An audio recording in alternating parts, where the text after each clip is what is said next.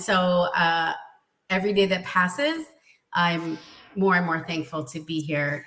And also in relation to the senior care, the same. Right. Because as you know, my dad, after my mom passed away, which she passed away here in Portugal towards the end of 22, after I'd only been here a year, a little bit over a year. It was the following June, so my dad's right at almost a year. He wanted to go into assisted living. He also almost burned the house down, so there was that. So we found assisted living. Believe it or not, contrary to popular clickbait media, there are assisted livings here. Granted, just like in the United States, and I'm sure many other places, it's not easy to get into them for sure, right? Yeah. But we got lucky and found a spot and a really beautiful kind of southern exposure view, 1-bedroom apartment. And so my dad's 9 minutes away on the edge of town in a really nice place. He's very thankful for. So that's great. And we were able to afford that under a couple thousand a month, which, if you compare that to the US, we know it's 4,000, it's 5,000, it's 7,000, it's 12,000. It's not affordable. So this is the only way that I would have been able to get him into some place near that nice. So that was really, really important. Yeah. And you were forced into that situation by circumstance and fate, really, weren't you? And this is the inevitability for all of us at some point. In many ways, if we're lucky, if we last a long time, we're going to need some sort of help and care in the future. And it's an issue. Right. It's an issue. And you made reference to some of the sort of clickbaity things that are going on. And I think, to be fair to Portugal, Portugal will be dealing with issues that all of the rest of the world will be dealing with in terms of public healthcare, because at whatever age you're at, I think all public healthcare systems all around the world are under intense pressure. I don't think there's no health service in the world is like, well, we've got it nailed. We've got it all figured out. No one's ill here. We never have to see anybody because they're all taking great care of themselves. We are looking at aging populations. We're looking at fewer younger people in the workforce. So we have a challenge on our hands for the future.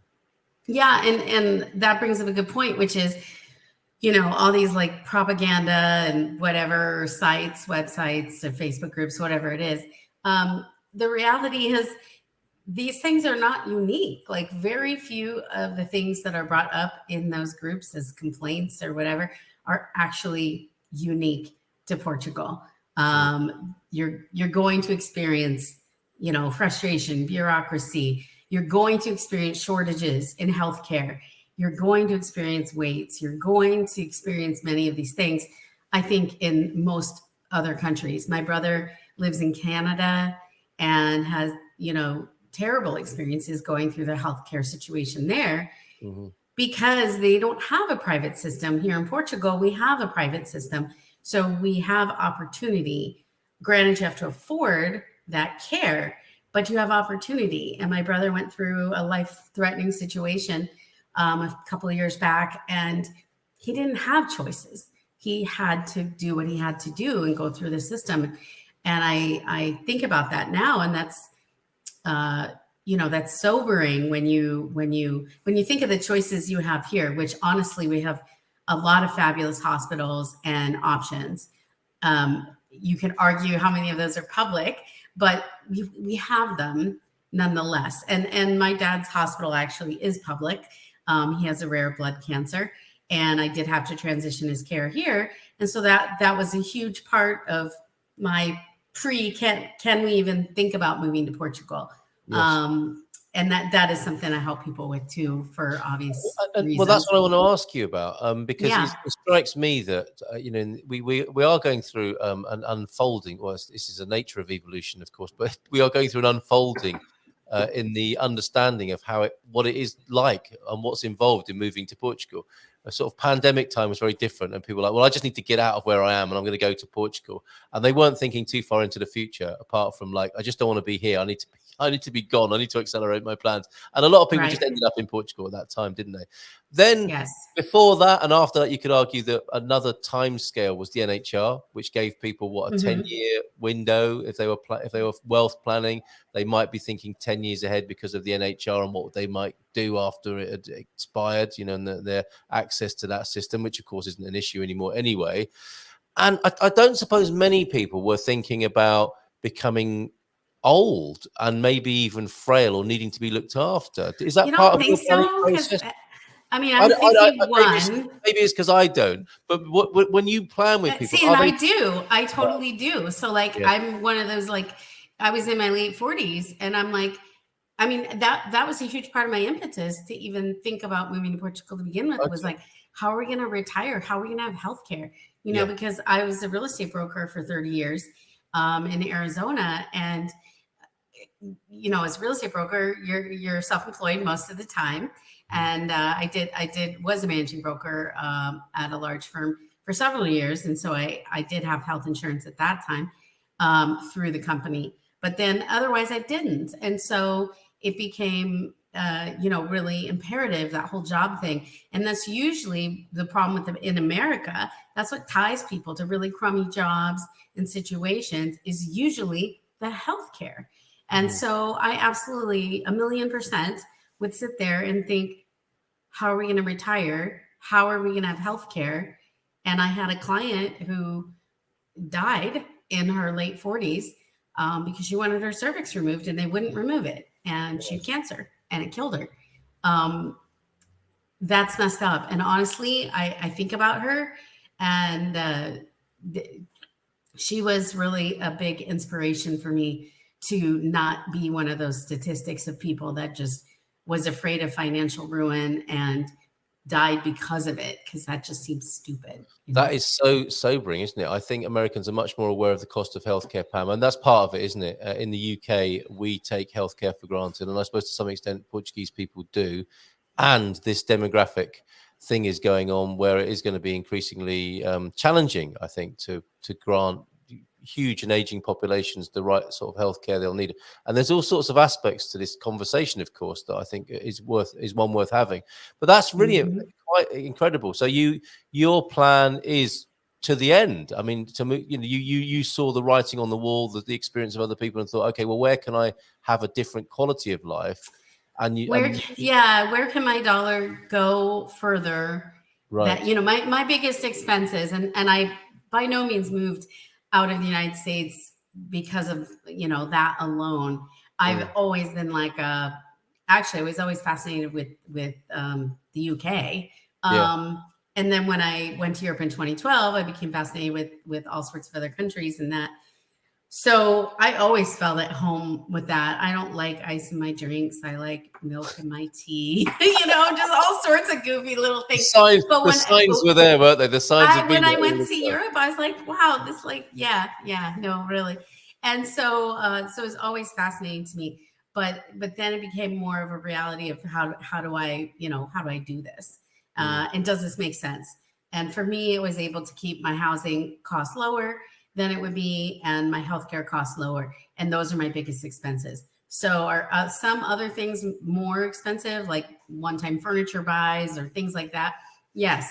But overall, we were able to reduce our overhead and get a property that costs less, that we actually have a rental property built into our house, which was for my parents originally. Yeah. And so that all just made sense, So it doesn't for everybody. And that's one of the things I help counsel people on too, is, does this make sense for you? Can you afford it? Yeah, that's what I want to ask you about. And so when they can, and they're thinking about aging and perhaps needing healthcare and seeing their days out in Portugal, let's just call it what it is. How are people planning for that? What sort of conversations are you having? And what sort of provision is there? How do you see that for the long term, the prognosis for aging in Portugal? Well, it's going to be a struggle anywhere and everywhere. That's just the reality. And I think it's honestly, I worked at caring.com for a little while during, I don't know, one of the recession issues times or whatever. And so what I did was I took incoming calls, and this may be one of the reasons this was off top of mind, but I took incoming calls from people that were were trying to place their parents or siblings or themselves sometimes, which was really sobering to be talking to someone that was like early onset dementia herself and trying to help her find a place while she was still cognizant enough to make those decisions. Talk about sobering conversation with someone. Yeah, definitely. And so I did that professionally. And, just learned the screening calls to ask or the questions to ask and kind of how to figure that out. And so that was one of the things. And in doing so, I realized not only the cost, because I was doing that nationwide in the United States, but also the shortages and how hard it was to find home care or find assisted living space and things like that. So, I think that was really important, because when I saw this unit at Condominio Dom Denise, the place my dad's at, I was like, wow, it's available. And my dad's not in an emergent situation this second, and it's available. And that made me think, okay, this is scary, because financially I wasn't prepared for that. The life insurance is on my dad's life, not my mom. We planned on my dad dying first, which is stupid because life doesn't care. And, it was a leap. And it's still a struggle financially to be able to do everything I need to do right now, to be honest. And so it's still a scary moment, but at the same time, I know that it's the best thing I could do for my dad, and it's the best situation overall. And thankfully he had pension and Social Security. And so, we could make that happen. So you figured it out in a way that might be unimaginable back in the States, for one thing. Yeah. And right. And go ahead. Sorry. Well, and I'm just thinking, other people will have made a little mental note. I know I have and when you described the situation your dad was in before and the facilities there, it sounded amazing, quite frankly. And other people might have made a mental note to say to Heather Binder one day, that place your dad's at, I need that, or a friend needs it. Is there a lot of that provision, do you think, in Portugal? Were you lucky? I would say we were lucky in a way, but I don't know. I wouldn't say there's a lot. There's not enough. I mean, that's the reality. There's not enough units, period. Right. Yeah. But also, I do feel like you were saying, that leaves opportunity for people living together, for co-housing by family, but maybe it's not by family, but it could be situations. We did have a live-in care for a little while, caregiver. And so we also experienced that when my mom was still alive, and learned a bit from that. And I think that there's a lot of growth opportunity there. I think there's a lot of people that want to move here, don't have a vehicle to move here, but want to, because I get contacted by them a lot as well. And I tell them to, find a way you can survive and a way you can make this happen. And one way would be a work contract. So if you're willing to offer someone a work contract, you might get somebody from another country that's looking to come here and be here. And maybe you've got a room in the house, so now you have a room, you can give them a work contract, and you can actually get some help, built-in live-in type of care. So there's a lot of that out there. And I think we could take advantage, as Portugal goes, we could take advantage of some migrants that are hungry for that sort of thing, as well as locals. There's definitely a lot of locals that, already live here and are looking to be that help. And that can help a lot. Never thought of that. I'd never thought of that. So this is a sort of partnership approach, isn't it? If you're savvy enough to have a plan, we're looking back 50 years today, of course. The Carnation Revolution happened 50 years ago today.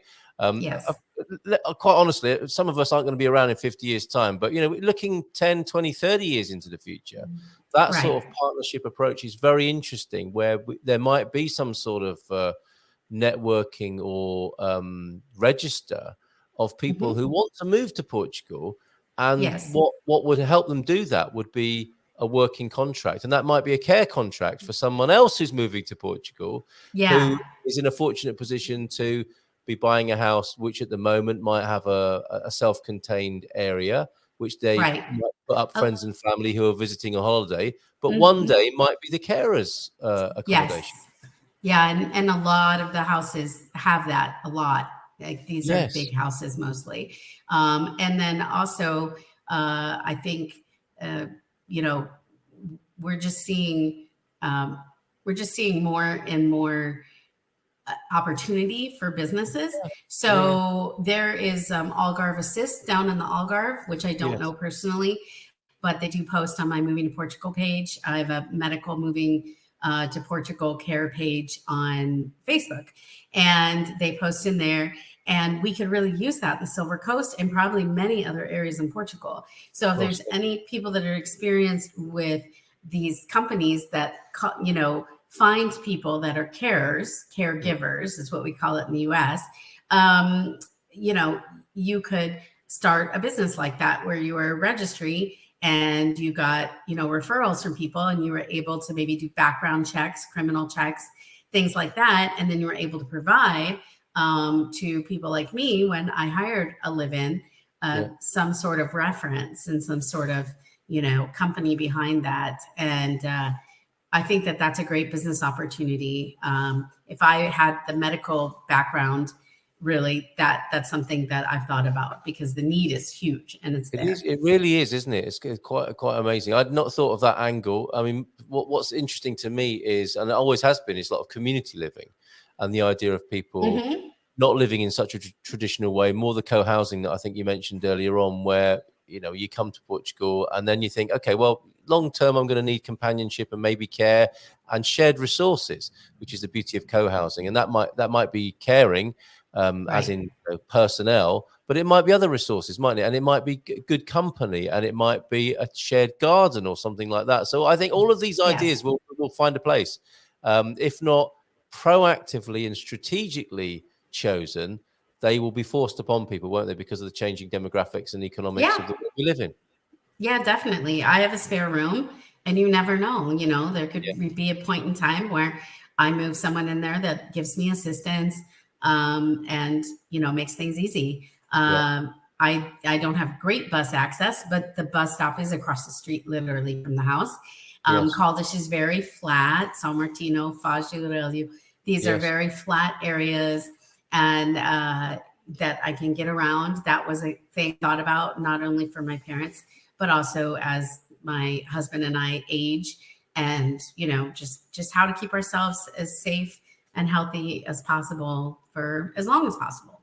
Yep, always a fascinating conversation with you, Heather Binder from Boots on the Ground Portugal, and that lovely offer. Thank you very much for You bet. viewers of the channel, €100 off the visa packages. But check with Heather. Every case is individual. Find out what you need, and you may well be able to take advantage of that discount there. Thanks for being here on this special day, Heather, of course, in Portugal's history.